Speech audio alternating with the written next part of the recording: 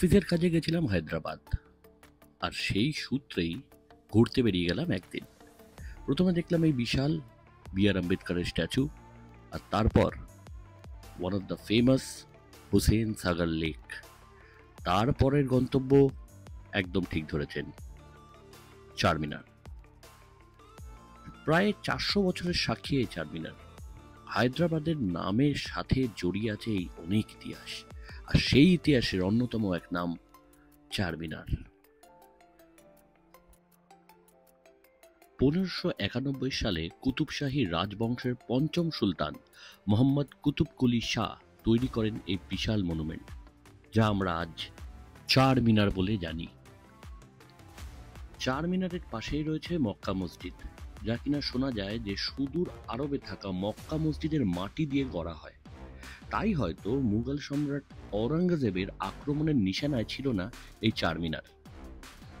মুসি নদীর তীরে গড়ে ওঠে চারমিনার, যেমন বললাম প্রায় 400 বছর আগে।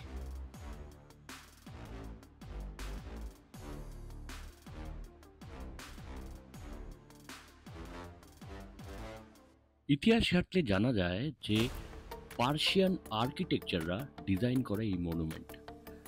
চুনা পাথর, গ্রানাইট, শ্বেত পাথর দিয়ে তৈরি হয় চারমিনার।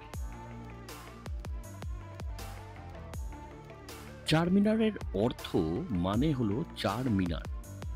প্রত্যেকটি মিনার মানে প্রত্যেকটি স্তম্ভ কিন্তু হাইটে 48.7 মিটার। একটি মিনারের সঙ্গে আরেকটি মিনারের ডিফারেন্স 20 মিটারের। যে অ্যাঙ্গেল থেকেই আপনি চারমিনারকে দেখুন, কোনো সময় কিন্তু একসাথে চারখানা মিনার দেখা যাবে না।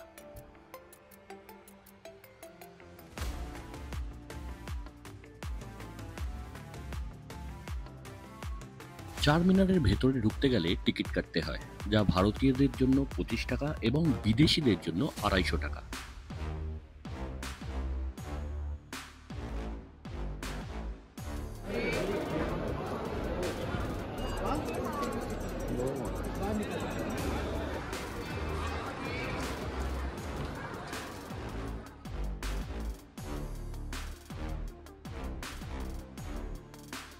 চারমিনারের ওপরে উঠতে গেলে আপনাকে উঠতে হবে 149খানা সিঁড়ি, যা কিনা অনেকটা। সব থেকে ইন্টারেস্টিং ফ্যাক্ট বলি যে প্রত্যেকটা সিঁড়ির হাইট কিন্তু সিগনিফিকেন্টলি অনেকটা বড় এবং অনেকটা সরু, তাই অতি অবশ্যই আপনাকে কেয়ারফুলি এর ওপরে উঠতে হবে। ওপরে উঠে আপনি পুরোটা একবার ঘুরে দেখতে পারেন, আর আপনার চোখে পড়বে দারুণ দৃশ্য, যা কিনা হায়দ্রাবাদ শহরটাকে আপনার চোখের সামনে তুলে ধরবে। পার্সিয়ান আর্কিটেকচারের অনেকগুলো শিল্প আপনারা কিন্তু এক্সপিরিয়েন্স করতে পারবেন।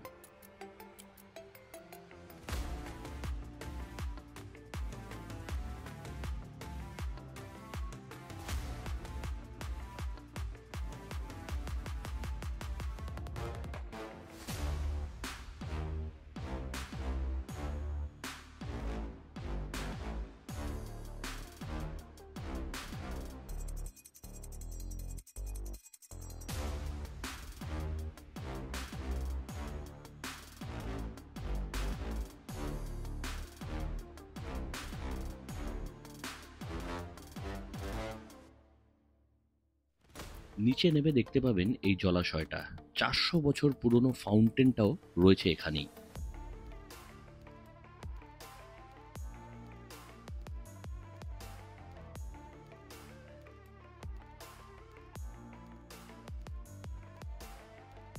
চারমিনারের চারদিক জুড়ে রয়েছে বিশাল এক বাজার। সেই বাজারে রয়েছে 14,000-এরও বেশি দোকান। মেয়েদের মুক্ত, চুড়ি, মেকআপ কিট এইসবের জন্য বিখ্যাত কিন্তু এই বাজারটি। ঘুরে দেখতে পারেন আপনারাও।